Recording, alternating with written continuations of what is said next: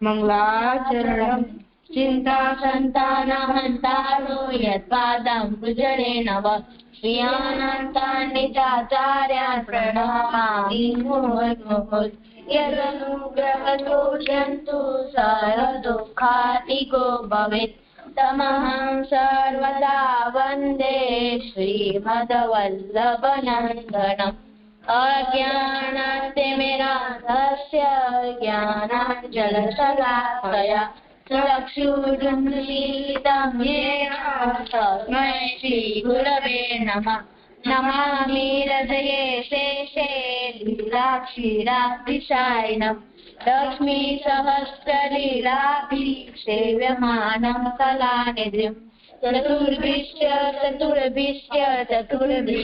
त्रिभिर्सदा सर्वे विराजते योऽसौ पञ्चदाहृदये मम। दंडवत प्रणाम जी जी।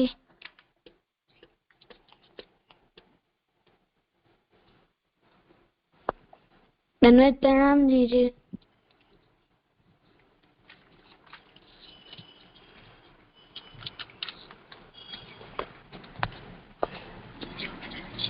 जी जी अवाज आवे छे?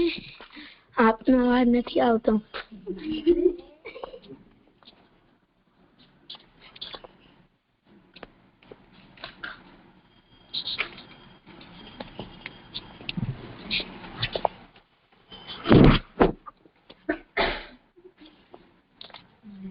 जी जी आपने हमारो अवाज आवे छे?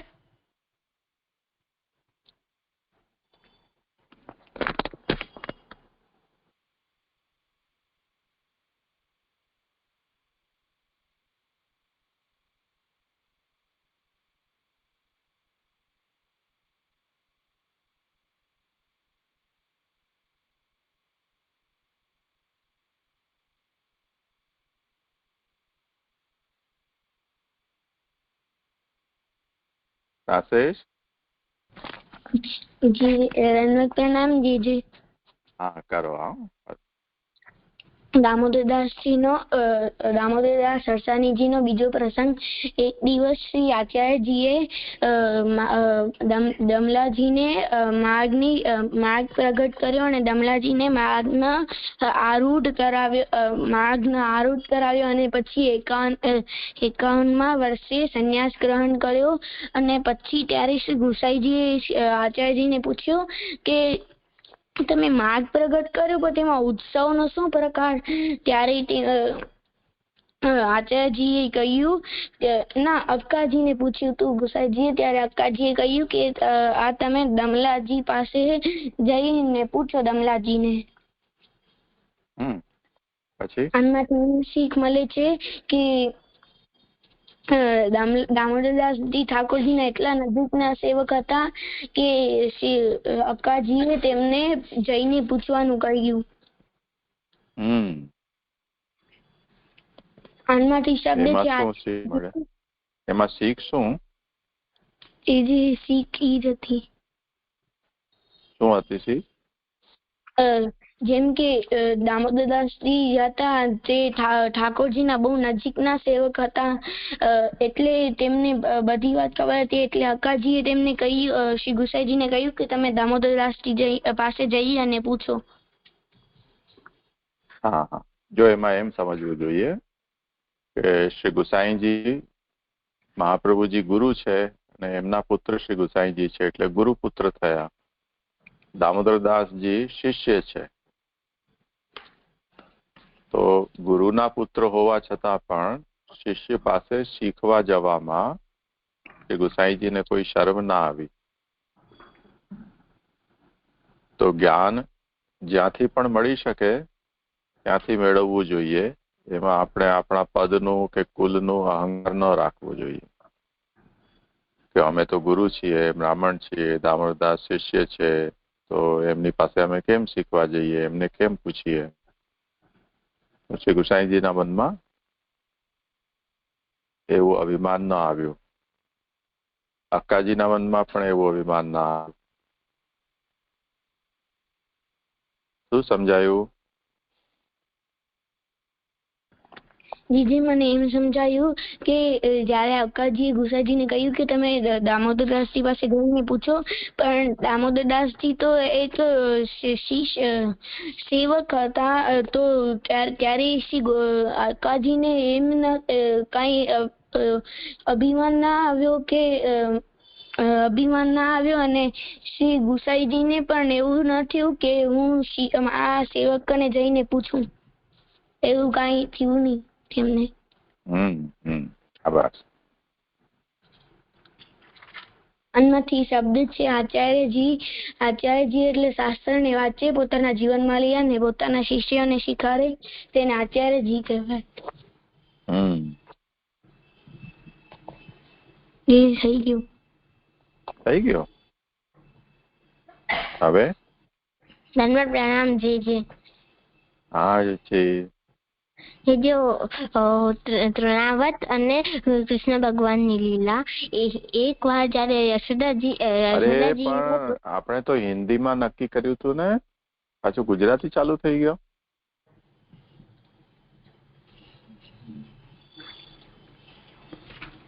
ભૂલી ગયો. તને જેમાં ફાવે એમ કરો. હું તો એમ જ મજાક કરું છું. કરો. એક વાર યશોદાજી ભૂલી ગયા કે એમને પોતાના કામમાં વ્યસ્ત થઈ ગયા, એમને ઠાકોરજીનો યાદ ના આવ્યો, એમને આંગણમાં મૂકી દીધા ઠાકોરજીને. ત્યારે એમને તૃણાવત અસુર એમને લઈને ઉપર આકાશમાં હલ્યો ગયો અને એટલો તેજ ઘૂમતો તો એની ઉપર જાતો તો એમાં એક ભાવંદર જેવો થઈ ગયો હતો ને, એટલે પૃથ્વી ઉપરથી કઈ આકાશ સાહેબ દેખાતો નતો. તો અને જેવો અને જયારે યશોદાજીને ખબર પડી કે ઠાકુરજીને તૃણાવત લઈ ગયો છે, ત્યારે એમને બહુ દુઃખ થયો અને એમને રોતા હતા. અને ત્યારે પછી તૃણાવત ઠાકુરજીને હજી ઉપર લઈ જતો હતો. ત્યારે ઠાકોરજીએ પોતાનો શરીર પર્વત જેવો ભાર થઈ, એમનો ભાર એટલો તાકતવર થઈ ગયો પર્વત જેવો, તો એ ઉપાડી ના શક્યો. તૃણાવત નીચે જ આવતા હતા અને તૃણાવત ઠાકોરજીની પકડથી છૂટવા ચાહતો હતો. ઠાકોરજી એમને જેવો મૂકી દીધો તો તૃણાવત જમીન ઉપર પડી અને એમની દેહ છૂટી ગઈ. આમાંથી શીખ મળે છે કે આપણે ઠાકોરજીને ક્યારે ભૂલવું ના જોઈએ. આપણે ઠાકોરજી સાથે રહેવું જોઈએ, એમની સેવામાં કોઈ કષ્ટ ના આવે. જેમ કે અહીંયા યશોદાજી એમને પોતાના કામમાં વ્યસ્ત હતા તો એમને ઠાકોરજીની યાદ ના આવી. આપણે એમ ના કરવો જોઈએ. આપણે હર વખતે ઠાકોરજીને યાદ કરવો જોઈએ. જો આમાં થોડી વાત તે બધી બહુ સુંદર કહ્યું, એમાં થોડી વાત રહી ગઈ છે. એમાં એવું થયું કે ઠાકોરજીને ખોડામાં લઈને ને યશોદાજી આંગણામાં બિરાજ્યા હતા. એટલામાં જ આ તૃણાવર્ત એક ચક્રવાતનું રૂપ લઈને, એટલે ટોર્નેડો, તો એવું વંટોળિયો બનીને આવ્યો, ધૂળ ઉડાડતો. એટલે ઠાકોરજીને ખબર પડી ગઈ કે આ તો વંટોળિયો નથી, ખરેખર તો આ કંસે મોકલેલો રાક્ષસ છે. તો ઠાકોરજીને એમ થયું કે મારા કારણે મારી માને તકલીફ થશે, કેમ કે વંટોળિયો આવશે એટલે ઠાકોરજી તો એનો ઉદ્ધાર કરવા માટે ત્યાં એમની સાથે ઉડી જવાના હતા, પણ સાથે યશોદાજી પણ હતા. તો એમને પરિશ્રમ થાય એટલે ઠાકોરજીએ પોતાનું વજન ખૂબ વધારી દીધું. એટલે યશોદાજીને એમ થયું અત્યાર સુધી હું આ બાળકને આમાં લઈને બેઠી છું અને એનો કઈ વજન લાગતું નથી, અચાનક એટલું ભારી કેમ લાગે છે? તો ઠાકોરજીનું વજન સહન ન કરી શકાય યશોદાજી, એટલે એમને જમીન પર પધરાવ્યા અને પોતે થોડાક અલગ થયા. ઠાકોરજી એવું જ ઈચ્છતા હતા કે યશોદાજી થોડી વાર માટે અલગ થઈ જાય. તો એ જેવા અલગ થયા એવો જ તૃણાવર્ત આવ્યો અને ઠાકોરજીને ઉપર ઉડાવી ગયો. પછી તે જે કહ્યું વર્ણન તે. હવે એનાથી એવું પણ થયું કે તૃણાવર્તને કારણે એટલી બધી ધૂળ ઉડી ચારે બાજુ કે નંદરાયજી ઠાકોરજીની રક્ષા માટે જે ગોપ લોકોને ત્યાં રાખ્યા હતા એ લોકો બધાની આંખમાં એટલી બધી ધૂળ ચાલી ગઈ કે એ લોકોની આંખ મીચાઈ ગઈ અને એને કારણે તૃણાવર્ત એમને દેખાયો જ નહીં, અસુર. એટલે ઠાકોરજીને ત્યાંથી ઉડાવી ગયો. તો આમાં શીખ શું છે કે ઠાકોરજીની સેવામાં આપણને સાવધાન રહેવું જોઈએ. અહીંયા જેવી રીતે તૃણાવર્ત આવી અને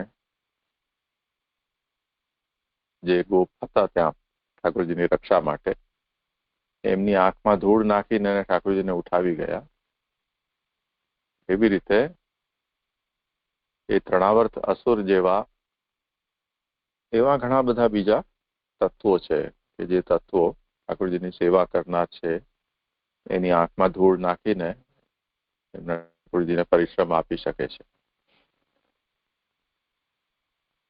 તો એવા તૃણાવર્તથી આપણને પણ સાવધાન રહેવું જોઈએ. હવે રાક્ષસ જેવો તૃણાવર્ત નહીં હોય. હવે તૃણાવર્ત કેવા હશે કે જે આપણે અસાવધાન થઈએ ઠાકોરજીની સેવામાં કે આપણા ઠાકોરજીનો પ્રેમ,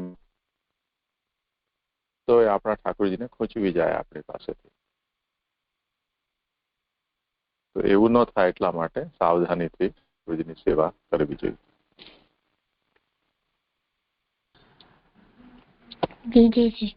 આમાંથી સમજાણું કે આપણે ઠાકોરજીની સેવા ધ્યાનથી અને આપણે ધ્યાનથી કરવી જોઈએ, એમને કોઈ કષ્ટ ના થાય એવું કઈ કરવું જોઈએ. આપણે ઠાકોરજીને કષ્ટ ના થવું જોઈએ, સાવધાની રાખવી જોઈએ.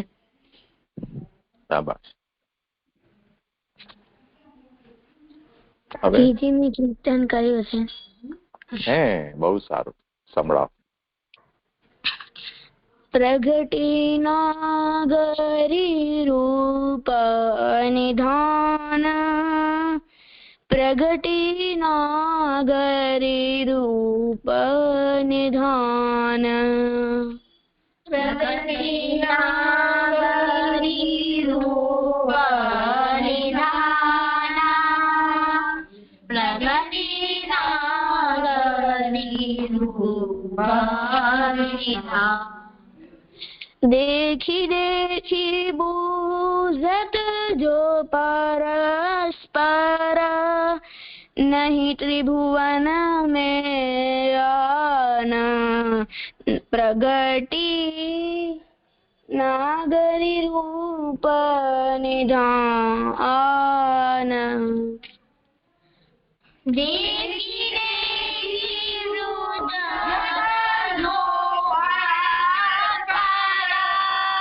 नहीं त्रिभुवन में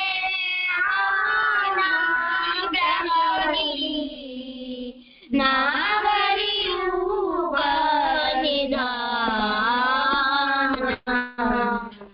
उपमा को जे कहियत है, तेज भय निर्माण. उपमा को जे कहियत है, तेज भय निर्माण. कुंभन दास लाल गिरिधर की जोरी सहज सम्मान, प्रगटी नागरी रूप निधान. कुंभन दास लाल गिरिधर की जोरी समान, प्रगटी नागरी रूप निधान. प्रगटी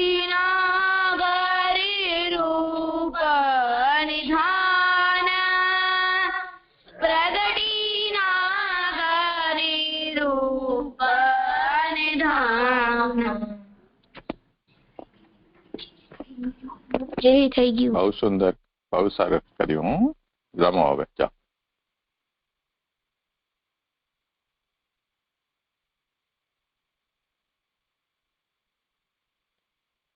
હવે શું કરવાનું છે?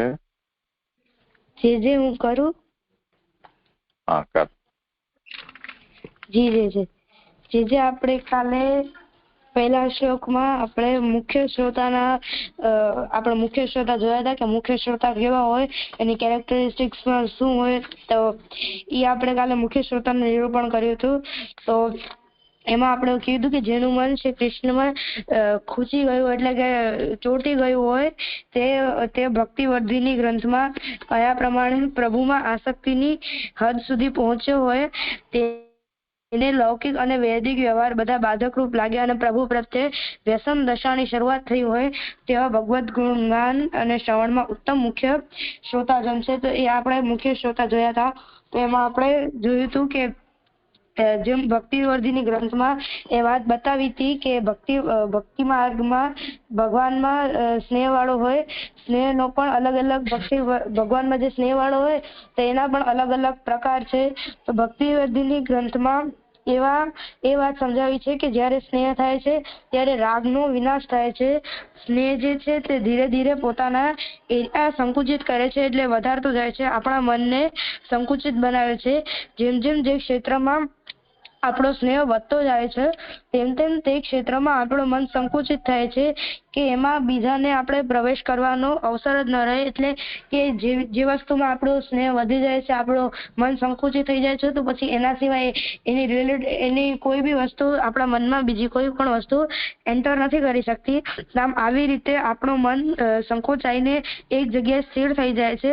તે બધા વિષયમાં થાય છે. એટલે શ્રી મહાપ્રભુજીએ ભક્તિવર્ધિનીમાં એ વાત સમજાવી કે શ્રી કૃષ્ણમાં સ્નેહ થયો તો અન્ય દેવી દેવતાઓ કે અન્ય જે કૃષ્ણ પાસે જતા આપણે અટકાવે છે તેમના સાથે આપણો સ્નેહ નષ્ટ થઈ જાય છે. એટલે કે આપણે વૈષ્ણવ એટલે જે લોકો વૈષ્ણવ છે તેમાં સ્નેહ વધશે, પણ એમાં સ્નેહ વધશે તો જે લોકો વૈષ્ણવ નથી એમાંથી જેમ કે કોઈ બી વૈષ્ણવ હોય તો એ અવૈષ્ણવ સાથે વાતો કરતો હોય, પણ જેમ એનો સ્નેહ અન્ય વૈષ્ણવ સાથે વાત કરતો હોય પણ જેમ એનો સ્નેહ વધી જાય તો ધીમે ધીમે એને એમાં પણ રુચિ નહીં રહીને એ એના અન્ય વૈષ્ણવ સાથે જે વાત કરે છે એ પણ હવે એ નહીં કરે, એટલે એમાં પણ એને રુચિ કે સ્નેહ નહીં રહે. એટલે એક જગ્યાએ મન ચોટ્યું તો બીજી જગ્યાએથી મન ઉખડી જાય.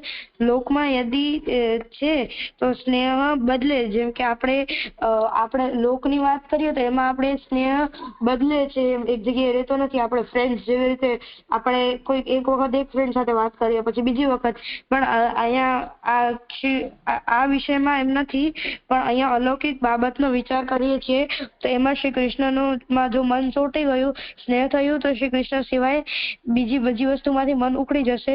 એટલે કૃષ્ણમાં મન ચોટ્યું કે નથી ચોટ્યું એના માટે જાણવાનો ઉપાય છે. એના માટે આપણે પ્રૂફ ખપતું હોય તો આપણે કોઈક વસ્તુ આપણે બીજી બધી વસ્તુમાં મન ઓટોમેટિકલી ઉખડી જાય એટલે નીકળી જાય ત્યાંથી, એમાં આપણે રસ ન લઈએ તો આપણે એમ સમજવું કે કૃષ્ણમાં મન લાગ્યું છે. આપણે એનો એક્ઝામ્પલ આપણે ભૂલા મિશ્રનો લઈ શકીએ કે એમને પેલા વિદ્યા ખપતી હતી તો પછી સરસ્વતીએ કીધું કે મારાથી પણ ઊંચા તો ભગવાન શ્રી કૃષ્ણ છે, એ જ ડિસાઈડ કરે કે કોને વિદ્યા મળે ને કોને ન મળે. તો પણ હવે ભગવાન શ્રી કૃષ્ણ કહે છે કે હું તને વિદ્યા દઈ દઉં એટલે હું તને વિદ્યા આપું છું.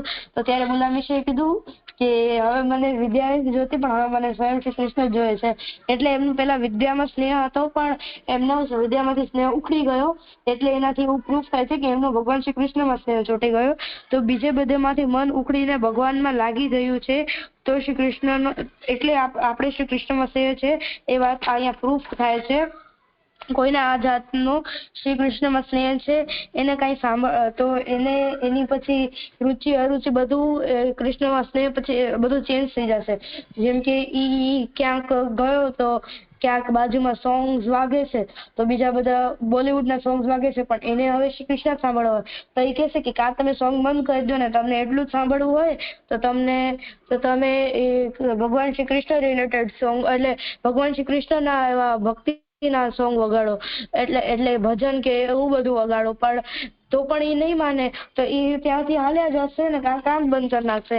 એવી જ રીતે આપણે બીજી બધી વસ્તુમાં પણ જોઈ શકીએ કે કોઈ ચિત્ર ડ્રો કરતું હોય કે કાંઈ બી કરતું હોય તો આપણે એ જો સામે બેઠા હોઈએ તો આપણે એમ કહેશું કે તમે કોઈ શ્રી કૃષ્ણની લીલા રિલેટેડ ડ્રો કરશો તો એ હા પાડે ને ડ્રો કરે તો આપણે બેસીએ તો એ બેસશે ભક્ત, નકર એ ના પાડશે તો એ ભક્ત ત્યાંથી ઉભો થઈને હાલ્યો જશે, કારણ કે હવે એને શ્રી કૃષ્ણ સિવાય બીજી કોઈ વસ્તુ રિલેટેડ કાંઈ જોવું સાંભળવું ગમતું જ નથી.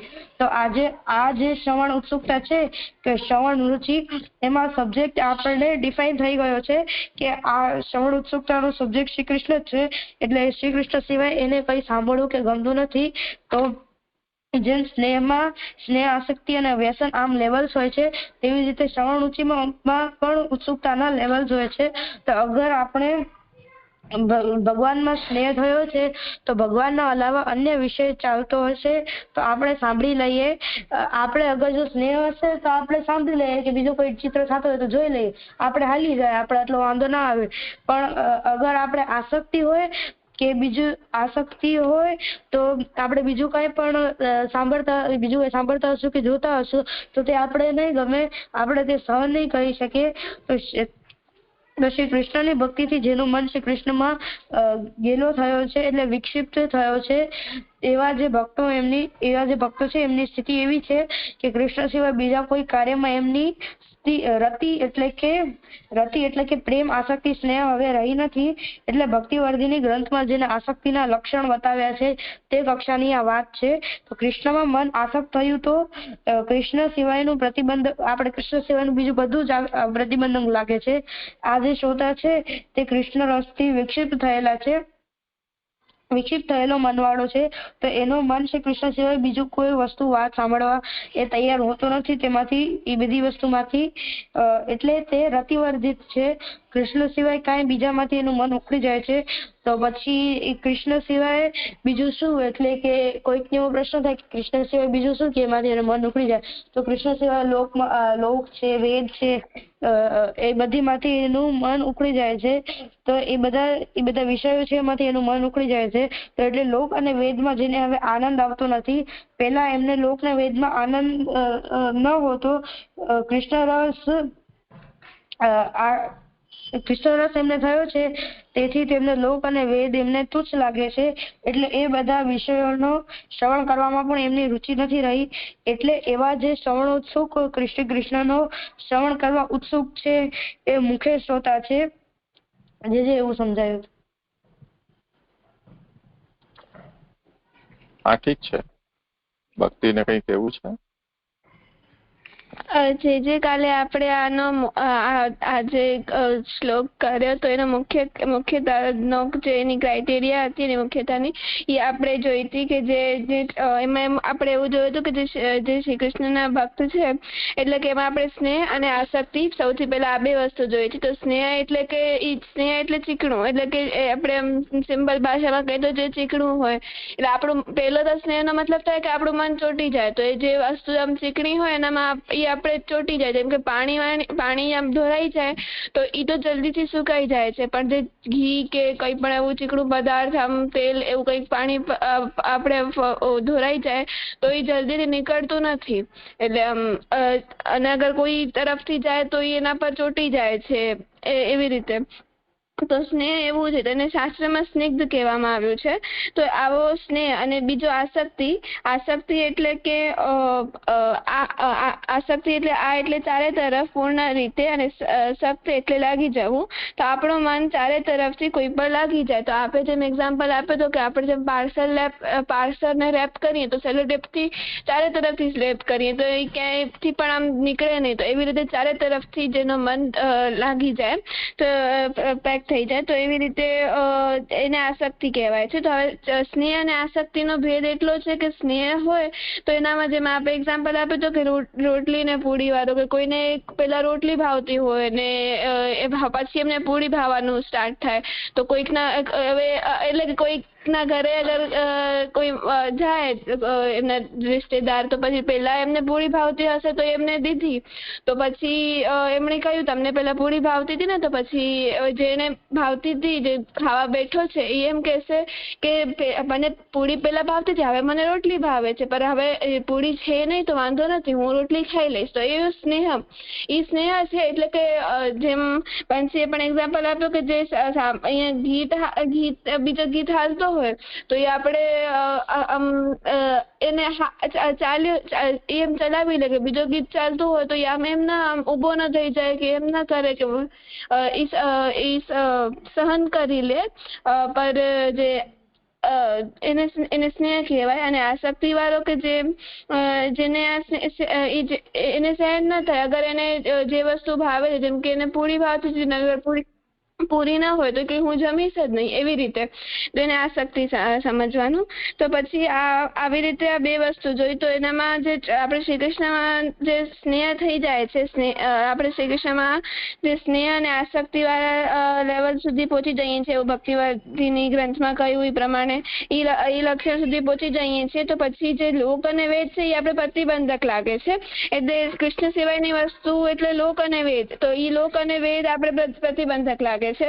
તો એનામાં જે લોકો તો આમાં જે મુખ્યતાનો ક્રાઇટેરિયા છે એ આ છે કે જે લોકો કૃષ્ણ પ્રેમમાં વિક્ષિપ્ત મનવાળા છે અને બીજા બધામાં આનંદ પણ નથી, બીજા બધા કોઈમાં આનંદ પણ નથી રહ્યો એમનો, પણ જો શ્રવણ ઉત્સુક ન હોય તો એમની જે મુખ્ય શ્રોતા તરીકે અહીંયા ગણના, અહીંયા જે એમની મુખ્યતા જે શ્રોતા તરીકે અહીંયા એમને લીધું છે, એમની ગણના કરી છે, એ નહીં થાય. એટલે શ્રવણ ઉત્સુક અહીંયા જરૂરી છે.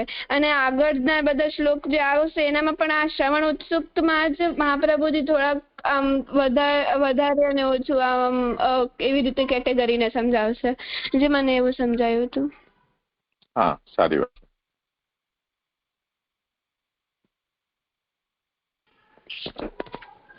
જે હું આગળ કરું.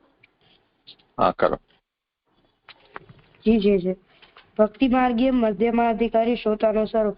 એટલે આપણે જયારે ગ્રંથની સ્ટાર્ટિંગ કરી હતી ત્યારે જે 4 પ્રકારના જોયા હતા કે 3 પ્રકારના ભક્તિ માર્ગીય અને એક સરળ માર્ગીય અથવા મર્યાદા માર્ગીય.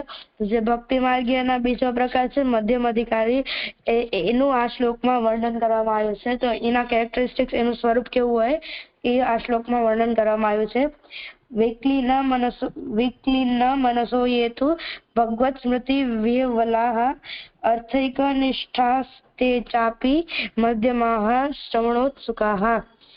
એટલે કે વિક્લીન મનસઃ એટલે વિશેષ કરીને કોમળ જેનું મન છે તેવા, ભગવત સ્મૃતિ વિહવલા એટલે જ્યારે ભગવાનની સ્મૃતિ મનમાં થાય તે વખતે મન વિકળ એટલે કે ગાભરું થાય તેવા, શ્રવણોત્સુકા એટલે ભગવાનના ગુણગાનના શ્રવણમાં ઉત્સાહ વાળા, અર્થિકા નિષ્ઠા અને જે અર્થમાં મુખ્ય નિષ્ઠા વાળા છે. એટલે કે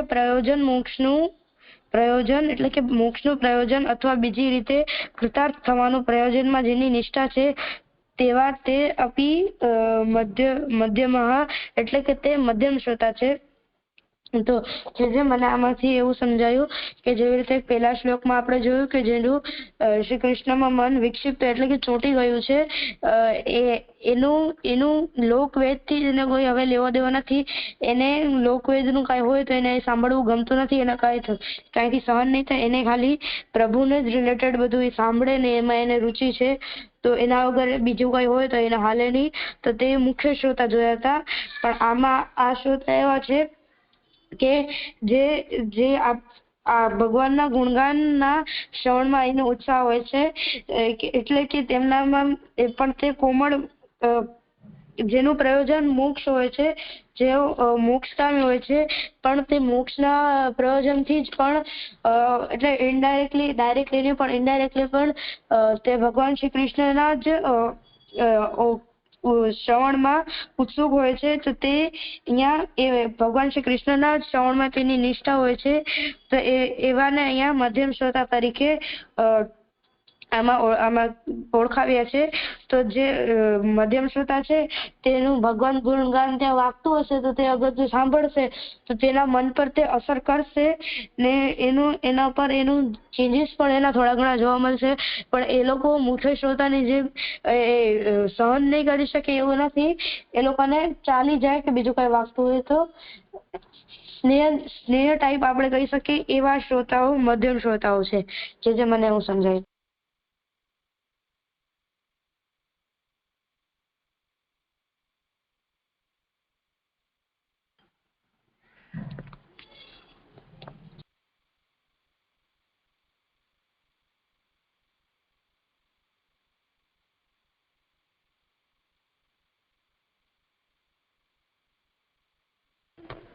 જે આપનો અવાજ નથી આવતો.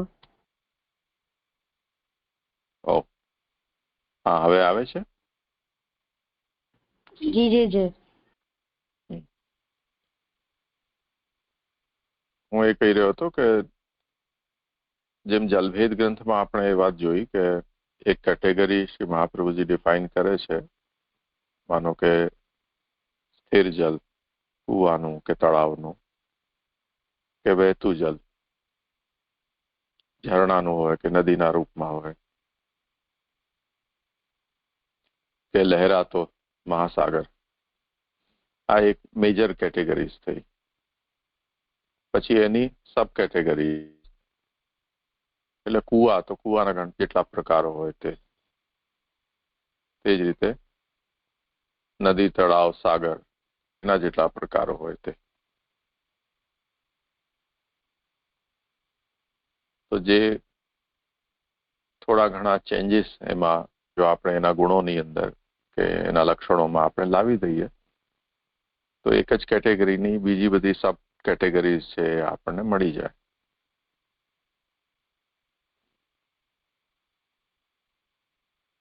એવી જ રીતે જે વક્તાઓ છે એમાં આપણે જોયું તે પ્રમાણે વિષયાસક્ત એક કેટેગરી થઈ. એમાં નિષિદ્ધ નિંદિત પ્રકાર થયા. તે જ રીતે કર્મ માર્ગી, ઉપાસના માર્ગી, જ્ઞાન માર્ગી તે પ્રકારના વક્તાઓ અને પ્રકારો. અને તે પછી નિર્ગુણ ભક્તિ માર્ગી ઉત્તમ પ્રકારના વક્તાઓ અને એમના ભાવભેદ. એવી રીતે અહીંયા પણ પંચપદ્યાનીમાં શ્રોતાઓના કક્ષા કે એના પ્રકારોનું વર્ણન છે. શ્રોતા તો જે સાંભળે શ્રોતા, આ એનું સામાન્ય લક્ષણ થયું. એમ જનરલ સેન્સમાં અહીંયા કોઈ શ્રોતાની વાત નથી થઈ રહી કે ભાઈ તમે મોદીજીની મન કી બાતના શ્રોતા છો કે કોઈ વિવિધ ભારતીનો શ્રોતા છે કે કોઈ બીબીસીનો શ્રોતા છે. તો એવી રીતે જનરલ શ્રોતાની અહીંયા વાત નથી થઈ રહી, પરંતુ ભગવદ ગુણનો શ્રોતા એટલે ભગવાનને સાંભળવાનું. તો એ સાંભળનારો જે છે એ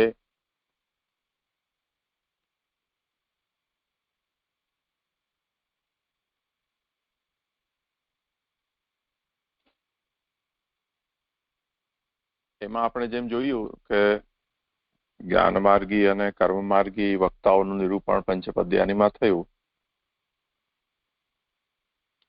જલભેદ ગ્રંથમાં. અને તે પછી પૂર્ણા ભગવદીયાએ શેષવ્યાસાગ્નિ મારુતાઃ જળ નારદ મૈત્રાદ્યાઃ તે સમુદ્રઃ પ્રકીર્તિતા. સમુદ્ર તુલ્ય જે વક્તાઓ છે ઉત્તમ પ્રકારના પૂર્ણ ભગવદીઓ, એનું નિરૂપણ શ્રી મહાપ્રભુજીએ કર્યું.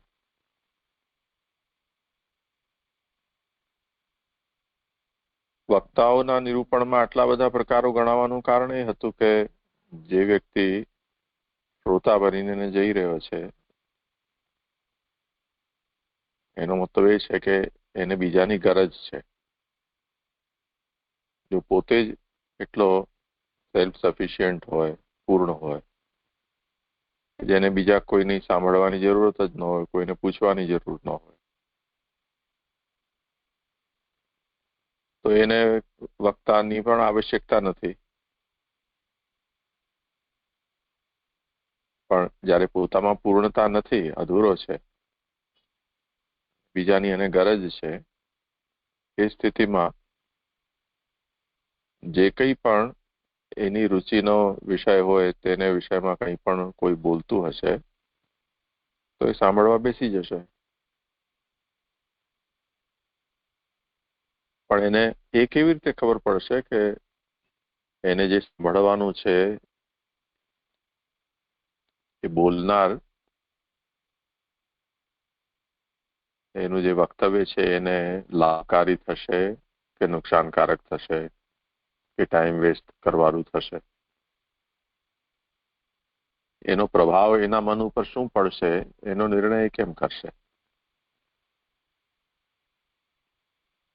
અને જે બોલનારાઓ છે એ જેમ આજના સમયમાં આપણે જેમ કોઈ છાપું લઈએ તો છાપામાં ધાર્મિક પૂર્તિઓ આવતી હોય છે, અમુક વારે અમુક પૂર્તિ, અમુક વારે અમુક પૂર્તિ. ઘણા છાપાઓમાં રોજ પણ કઈ ને કઈ એવી કોલમ્સ આવતી હોય. તો જે લોકોના જીવનમાં હજી કોઈ નિશ્ચિત રૂપથી કોઈ એવી સાધનામાં એ લોકો જોડાયા નથી અને ચર્ચણીની જેમ ભટકતા છે જીવો, જે હાથમાં આવે વાંચે. તો એ લોકોના હાથમાં જે આવ્યું તે છાપામાંથી કંઈ પણ વાંચવા લાગે અને જે વાંચ્યું એના સંસ્કાર એમના મન ઉપર પડે. કેમ કે નિર્ણય કરવાની તો ક્ષમતા છે નહીં કે આમાં શું યોગ્ય છે, શું અયોગ્ય છે. એ જ રીતે આજકાલ જેમાં વોટ્સઅપ વગેરે સોશિયલ મીડિયા છે એ વધારે પાવરફુલ થઈ ગયું છે. તો બધા ગ્રુપ્સમાં કે પોતાના સ્ટેટસમાં કે પોતાના લાગતા વળગતાને એમને જે ગમે તે બધું ફોરવર્ડ કરી દે. જે લોકો પાસે બહુ ફુરસત છે એ લોકો અથવા જેમનું જીવન આમાં જ રચી પચી ગયા છે એવું છે, તો એમના માટે આ સોશિયલ મીડિયા જ એ જ આખું વિશ્વ છે. એનાથી બહાર વાસ્તવિક દુનિયામાં એમને કંઈ ખબર જ નથી.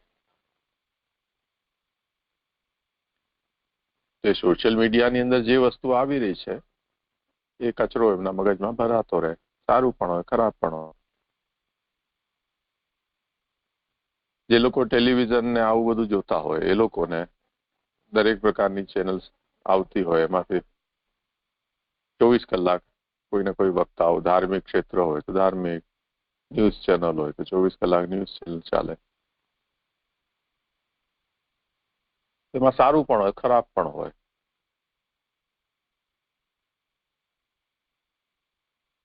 તો જલવેદમાં શ્રી મહાપ્રભુજીને બહુ સિલેક્ટિવ થઈને વક્તાના ગુણો વર્ણન કરવા મહાપ્રભુજીને ઠીક નથી લાગ્યું. કેમ કે જે અંદરથી ખાલીખમ છે અને કોઈનું સાંભળ્યા વગર જેનું ચાલે એમ નથી, તો પછી એને દરેક પ્રકારના વક્તાઓ છે એના ગુણદોષો એને સમજાવવા પડશે, જેથી એ નક્કી કરી શકે કે આનું સાંભળવું કે ન સાંભળવું. એટલે જલભેદમાં બહુ ડિટેલમાં આ બધી વાતો સમજાવવામાં આવી છે. 20 પ્રકારના ભેદો જલના ઉદાહરણ સમજાવ્યા. એમાં જે પુષ્ટિમાર્ગી નથી કે ભક્તિ માર્ગી નથી તે પ્રકારના પણ વક્તાઓ સમજાવ્યા છે. હવે શ્રોતાની અંદર શ્રી મહાપ્રભુજી સિલેક્ટિવ થઈ ગયા છે. એટલે એમાં વિષયાસક્ત, નિંદિત નિષિદ્ધ પ્રકારના કે કર્મ માર્ગી, સકામ નિષ્કામ કે મોક્ષની કામના વાળા કે ઉપાસના જ્ઞાન માર્ગી, એ રીતે જુદા જુદા પ્રકારોના વર્ણન અહીંયા એવું કોઈ ટાઇટલ આમાં છે નહીં. એવા વર્ણનમાં પણ કોઈ વસ્તુ એવી આવી નથી રહી. અને નાનો ગ્રંથ છે શ્રોતાઓના વિષયમાં શ્રી મહાપ્રભુજી વધારે ડિટેલ એટલા માટે નથી લખી કે વક્તા છે એને કેવા શ્રોતાના સન્મુખ ભગવદ ગુણગાન ગાવા, ગુણ વર્ણન કરવું કે ન કરવું. તો શ્રોતાના લક્ષણો છે એ વક્તાના માટે બતાવવામાં આવ્યા છે. હવે વક્તા જે છે એ તો પોતે જ સિનિયર છે, ત્યારે જ તો એને આપણે વક્તા કહી રહ્યા છીએ.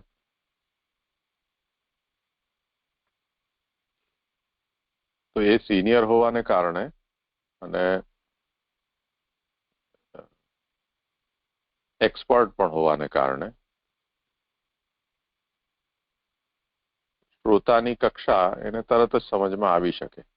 2 મિનિટ બેસે કોઈ પણ એની પાસે તો એને સમજમાં આવી શકે કે આ સામે બેઠેલો વ્યક્તિ કઈ કક્ષાનો છે. એટલે વધારે બધી ડિટેલ શ્રોતાના લક્ષણોની વક્તાને બતાવવાની આવશ્યકતા નથી. એટલે સંક્ષેપમાં છે મહાપ્રભુજીએ આ નિરૂપણ કર્યું છે. અને તેથી જ આમાં મર્યાદા માર્ગી કે ધર્મ જ્ઞાન માર્ગી કે લૌકિક પ્રકારના જે શ્રોતાઓ છે એના કોઈ લક્ષણો શ્રી મહાપ્રભુજી આમાં બતાવ્યા નથી.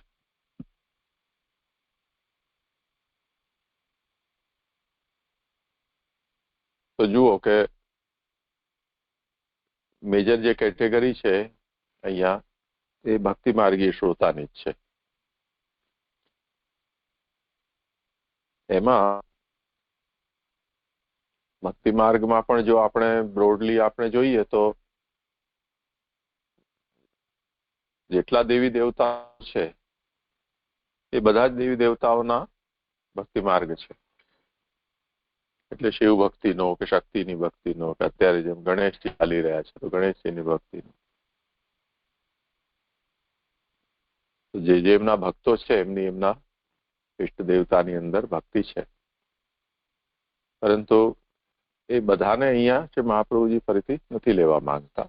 ભલે કોઈને સમજવાની ઈચ્છા હોય અને અહીંયા જે વર્ણવ્યું છે એ કોઈ અન્ય દેવતાની ભક્તિના સેન્સમાં એમની શ્રોતાની યોગ્યતા એમને સમજવી હોય તો સમજે, પણ શ્રી મહાપ્રભુજીનો અહીંયા એ ઉદ્દેશ્ય નથી. એટલે બહુ જ સ્પેસિફાઈ થઈને શ્રી મહાપ્રભુજી અહીંયા કૃષ્ણ ભક્ત જે છે એવા શ્રોતાની ના પ્રકારો છે એનું વર્ણન કરી રહ્યા છે. એમાં સૌથી પ્રથમ શ્લોકમાં જેમ આપણે જોયું એ રીતે શ્રી કૃષ્ણ તથા વિક્ષિપ્ત માનસાહ રતિવર્જિતાહ, શ્રી કૃષ્ણ ભક્તિમાં જેમનું મન એકદમ ચોંટી ગયું છે, કૃષ્ણ સિવાય બીજું કંઈ પણ સાંભળવાની અંદર જેમની રુચિ હવે રહી નથી ગઈ અને લૌકવેદમાં જેમની કોઈ પણ પ્રકારની હવે રુચિ કે આસક્તિ નથી, એ ભક્તિ માર્ગમાં ઉત્તમ પ્રકારના શ્રોતા એમને ગણવા.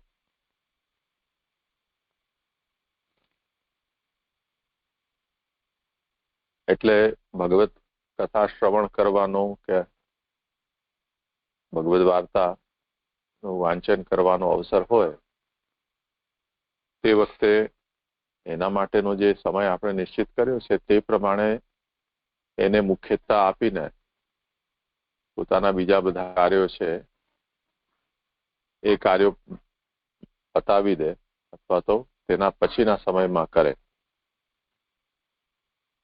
પણ કોઈ પણ ભોગે ભગવદ વાર્તા કે ભગવદ કથા શ્રવણ છે એ સમયનો ના અંદર બીજા તો કાર્ય આવે તો પણ ન જ કરે. એક ઉદાહરણ આપી રહ્યો છું. આવો જે દ્રઢાગ્રહ છે એ વાત બતાવે છે કે એની રુચિ આમાં લોકવેદ કરતા વધારે પ્રબલ છે.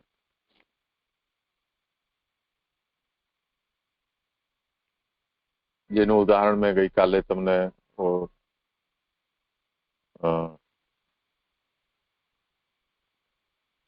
દિનકર શેઠ આપ્યું હતું કે મહાપ્રભુજીના જે ખવાસ હતા એમણે કહ્યું કે શ્રી મહાપ્રભુજી હવે પોથી ખોલી રહ્યા છે, તો કાચી રસોઈ હતી એ જ પાણી સાથે પીને અને દોડતા સાંભળવા માટે આવી ગયા.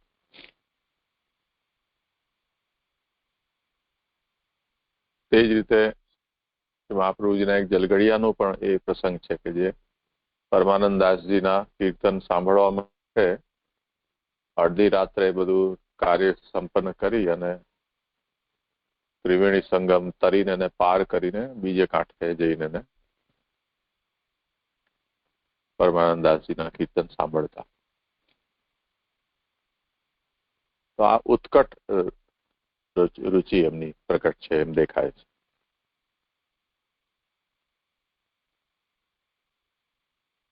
તો આમની ઉત્તમતાનું કારણ એ છે કે ભગવત કથામાં ના શ્રવણમાં રુચિ હોવાને કારણે અથવા આસક્તિ હોવાને કારણે એમને બીજે બધેથી આનંદ આવતો બંધ થઈ ગયો છે. એટલે રુચિ બધી મરી પરવારી છે. તો બધામાં રુચિ હોય અને સાથે સાથે ભગવદ ગુણગાન કે કથા શ્રવણમાં પણ રુચિ હોય, એ રુચિને અહીંયા કોઈ કક્ષાના સ્તરની રુચિ ન માની શકાય. એટલે સિંગલ માઇન્ડેડનેસ આપણે કહીએ તે જાતની જે એકાગ્રતા છે એ ત્યારે નક્કી થાય કે જ્યારે બીજું આપણને ગમતું બંધ થઈ જાય. એટલે ભગવદીઓએ ગાયું છે કે અબ ન સુહાય વિષય રસ છિલ્લર વા સમુદ્ર કી આસ. તો હવે બીજું બધું નથી ગમતું. એ રસનો સાગર, શ્રી કૃષ્ણ રસનો સાગર, એનો એક વખત સ્વાદ ચાખી લીધો છે, એની તુલનામાં હવે બીજું બધું તુચ્છ લાગે છે.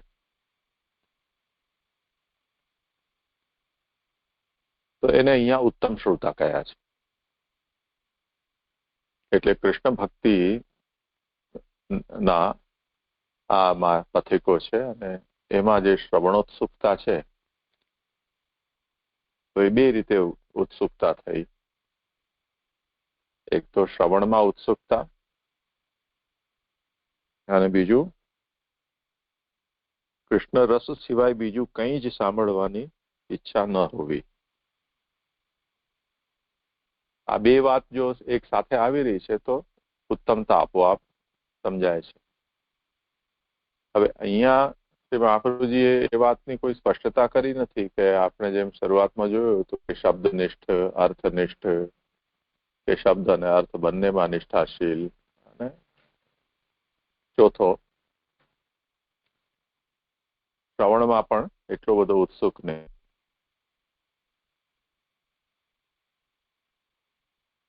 તો અહીંયા એ વાતની સ્પષ્ટતા નથી થઈ રહી, પરંતુ બીજા કક્ષાના જે શ્રોતા હમણાં આપણે જોયા કે વિક્લિન મનસો યેતુ ભગવત સ્મૃતિ વિહ્વલાહા અર્થૈક નિષ્ઠાસ્તે ચાપી મધ્યમાં શ્રવણોત્સા. તો અર્થૈક નિષ્ઠા અહીંયા શ્રી મહાપ્રભુજીએ અર્થનિષ્ઠતા બતાવી છે. તો એનો મતલબ એ થયો કે જો અર્થૈક નિષ્ઠ હોય, મધ્યમ હોય, તો ઉત્તમમાં શબ્દનિષ્ઠ અને અર્થનિષ્ઠ બંને ક્વોલિટી હોવી જોઈએ. એટલે જ બંને ક્વોલિટી ન હોય અને એક ક્વોલિટી હોય તો એમાં મધ્યમતા આવી ગઈ. જેમ આપણે કોઈ વસ્તુની ઉત્તમતા માટે એમ કહીએ કે ભાઈ રૂપાળો પણ છે અને ગુણવાળો પણ છે. તો રૂપ અને ગુણ આ બે ક્વોલિટી થઈ.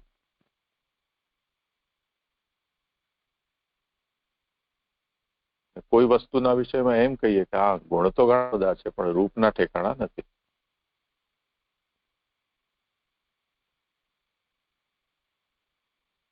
જેમ કોયલ છે એનો અવાજ ઘણો મધુર છે, પણ રૂપ એનું શ્યામ છે. તો મધ્યતા થઈ ગઈ. પણ જેનું રૂપ પણ ઉત્તમ હોય અને ગુણ પણ ઉત્તમ હોય, સુંદર હોય, તો પછી એની ઉત્તમતા થઈ જશે. એટલે આમ પહેલા શ્લોકમાં ઉત્તમ શ્રોતામાં અર્થનિષ્ઠ કે શબ્દનિષ્ઠ કયા પ્રકારના એ શ્રોતા છે એ કહેવાયું નથી, પણ બીજા શ્લોકમાં મધ્યમ પ્રકારના જે શ્રોતા છે એમાં અર્થૈક નિષ્ઠા એમ કહીને, અને તે ચાપી, તે પણ, એ જે પણ કયું છે એનો મતલબ સીધો એ થયો કે પહેલાની કમ્પેરિઝનમાં, એની તુલનામાં આ મધ્યમ છે, એવું શ્રી મહાપ્રભુજી સમજાવે છે. તો જેમ જલભેદમાં આપણે જોયું હતું કે જલનો પ્રકાર, જો બાંધેલું જલ છે, સ્થિર જલ, એ જો નાનું છે કદમાં, તો એ ઉત્તમ પ્રકાર નથી. પણ જો એ જ બંધિયાર છે, વિશાળ સરોવર છે, તો ઉત્તમ ગણાશે. વિશાળ છે, સાથે સાથે એમાં કમલ વગેરે ફૂલ પણ ખીલી રહ્યા છે, એટલે જોવામાં રળિયામણું છે, તો ઓર વધારે ઉત્તમ થઈ જશે. તો એવું સરોવર કે જેના આસપાસ ખૂબ વૃક્ષો છે, ખૂબ પશુ પક્ષીઓ છે, જેની અંદર કમળ વગેરે ખૂબ ખીલેલા છે, જેનું પાણી વધતું ઘટતું નથી, કે પશુઓથી ગંદુ થઈ શકે એવું નથી, તો એ ઉત્તમ જલાશય છે. આ બધા ગુણો છે, પણ જેનું જલ ઉનાળામાં સુકાઈ જાય છે. તો હવે આ એક વાત એવી આવી કે જેને કારણે એ જલાશય છે એ ઉત્તમ કક્ષા ઉપરથી મધ્યમ કક્ષા ઉપર આવી જશે. એ જ રીતે નદીના વિષયમાં પણ સમજવાનું છે. બારમાસી નદી છે, ઉત્તમ છે. હવે જે નદી ભલે મોટી હોય, પણ ગરમીના દિવસમાં કોઈને ઈચ્છા થાય કે ચલો નાહવા જઈએ, તો અત્યારે તો એમાં ટીપું પણ નહીં જલ, તો એ ઉત્તમતા એની જતી રહી.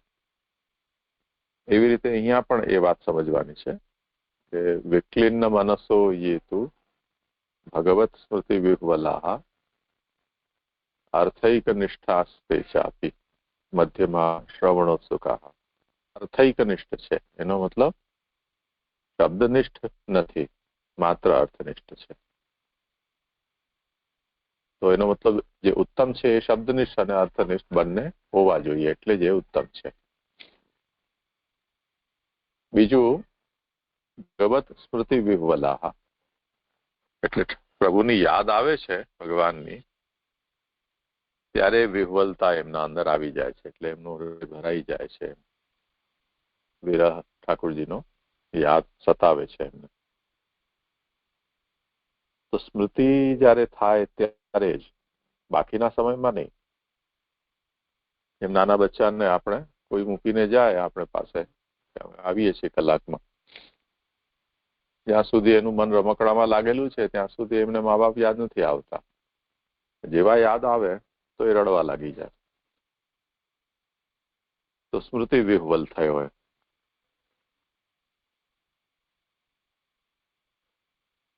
ફરી પાછો આપણે એને એનું ધ્યાન બીજી તરફ લઈ જઈએ તો સ્મૃતિ જતી રહે એમની માતા પિતાની, ફરી પાછો સ્વસ્થ થઈ જાય. તો આ જે ગુણ છે એ મધ્યમ શ્રોતાનો છે.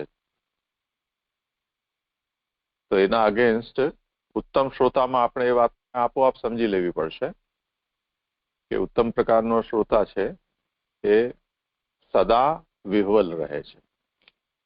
એની વિહ્વલતા ઓછી થતી નથી ક્યારે પણ, કેમ કે એની યોગ્યતા આપણે ભક્તિવર્ધિનીના કોન્ટેક્સમાં જોઈ તો એ વ્યસન થવા ઉપર છે એને, એવી એની ભક્તિની અવસ્થા છે. એટલે આસક્તિ પણ બહુ પ્રબલ થઈ ગઈ છે અને વ્યસન થવા ઉપર છે એને. તો એની વિહવલતા સદા બનેલી છે.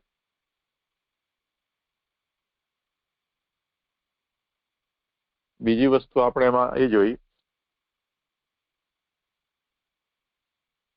કે શ્રી કૃષ્ણ રસ વિક્ષિપ્ત માનસા. રસ વિક્ષિપ્ત. વિક્ષિપ્તનો મતલબ ચાલુ જે સંસ્કૃત ભાષા છે અથવા હિન્દી ભાષામાં આ માણસ વિક્ષિપ્ત છે.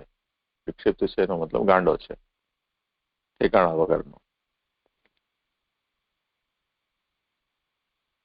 એક આ અર્થ થાય છે. અને જે ક્ષેપણ એનો અર્થ આપણે લઈએ તો ફેંકવું. જેમ આપણે આક્ષેપ આ શબ્દ છે એટલે આ એટલે સારી રીતે, ક્ષેપ એટલે ફેંકવું. પ્રક્ષેપ આપણે ત્યાં જે મિસાઇલ જેને અંગ્રેજીમાં કહેવાય છે એના માટે સંસ્કૃતનો શબ્દ પ્રક્ષેપાસ્ત્ર એવું વપરાય છે. ફેંકવાનું જે અસ્ત્ર છે તે.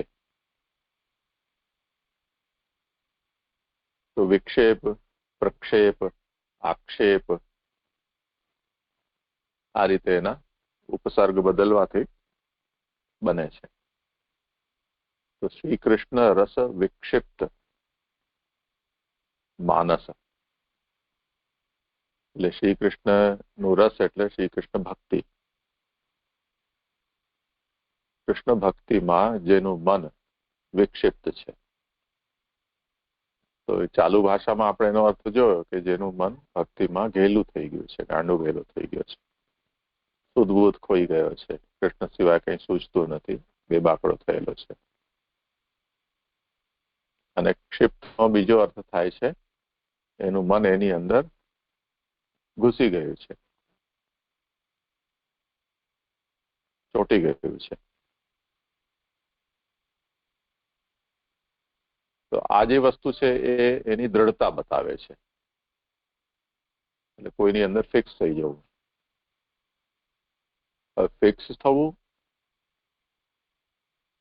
એને આપણે જેમ અત્યારે જે ચિપકાવાના પદાર્થો આવે એમાં આપણા સાદા જે ગુંદર હોય એને આપણે લગાવીને એને કોઈ વસ્તુને ચોંટાડીએ, પછી એના ઉપર જરાક જલ નાખીએ તો એનું એડહેસિવ છે એ લૂઝ થઈ જાય અને એ વસ્તુને તમે ફરી પાછી ઉખેડી શકો.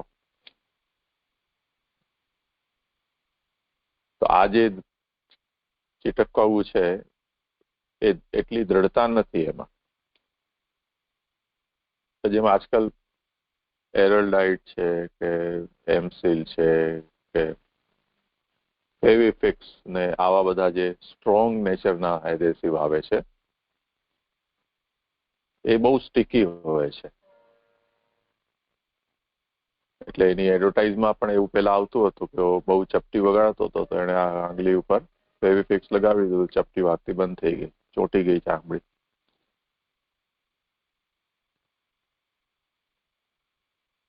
તો જે પહેલા પ્રકારનો જે શ્રોતા છે ઉત્તમ પ્રકારનો એનું મન આવું ફેવિફિક્સ જેવું ચીપકી ગયું છે, વિક્ષિપ્ત છે. હવે એના કમ્પેરિઝનમાં જે મધ્યમ છે એ વિક્લિન્ન છે, એટલે ભીંજાયેલું છે. ભીંજાયેલું છે એ તમે જે બીજી વસ્તુમાં તમે લગાવો તો એ ભીની વસ્તુ છે થોડી વાર તો એમાં લાગેલી રહે. તો કાગળ કે કપડું ભીનું હોય ને તમે ભીત ઉપર એને લગાવો તો થોડી વાર સુધી તો એ પકડ રાખે, પછી એ છોડી દે એને. તો આ જે ક્લિન્નતા છે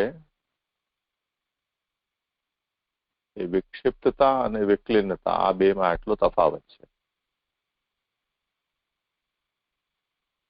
તો વિક્લિન્ન મનસો યેતુ. આ જે યેતુ જે છે યે એટલે જે, તું એટલે તો. આ બીજી કેટેગરીને બતાવવા માટે તું શબ્દ છે. જે મહાપ્રભુજી એમ કહે છે કે ઉપર જેમ ઉત્તમ કયા એના પછી અને જેઓ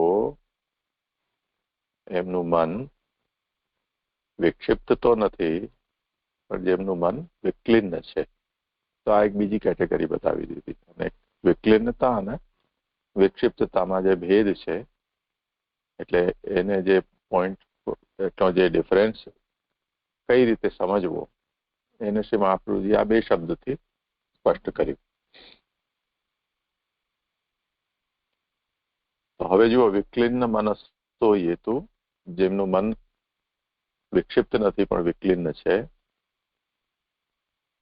ભગવત સ્મૃતિ વિહ્વલા, સદા વિહ્વલતા નથી રહેતી પણ યાદ આવે ત્યારે જ એમનું મન વિહ્વલ થાય છે. શબ્દ અને અર્થ બંનેમાં જેમની નિષ્ઠા નથી પરંતુ કેવલ અર્થમાં જેમની નિષ્ઠા છે એ મધ્યમ શ્રોતા ગણાય. હવે અર્થનિષ્ઠ શબ્દનિષ્ઠાનો શું તાત્પર્ય છે આપણે વિચાર કરીશું કાલે. આજે તો સમય થોડો વધારે થઈ ગયો છે, તો કાલે એનો આપણે વધારે વિચાર કરીશું. આજે અહીંયા આપણે વિરામ રાખીએ.